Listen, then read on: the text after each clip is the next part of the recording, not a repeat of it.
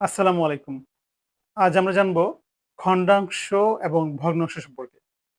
খণ্ডাংশ হচ্ছে একটি কাঁচের গ্লাস অথবা কাঁচের প্লেট হাত থেকে পড়ে ভেঙে গেলে অসমান খণ্ডে খণ্ডিত হয়, যাকে বলা হয় খণ্ডাংশ।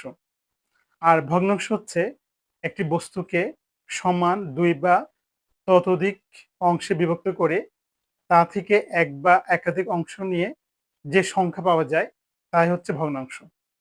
এখন জানবো ভগ্নাংশের কয়টি অংশ। ভগ্নাংশের ২ টি অংশ।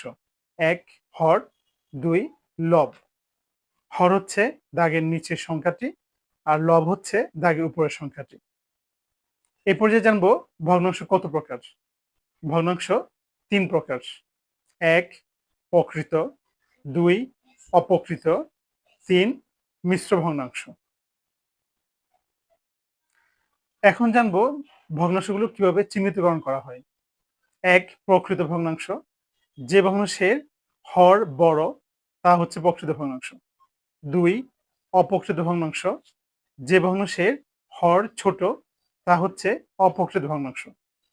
৩ মিশ্র ভগ্নাংশ, একটি পূর্ণ সংখ্যার পাশে প্রকৃত ভগ্নাংশ মিলে গঠিত হয় মিশ্র ভগ্নাংশ। এই ছিল আজকের আয়োজনে।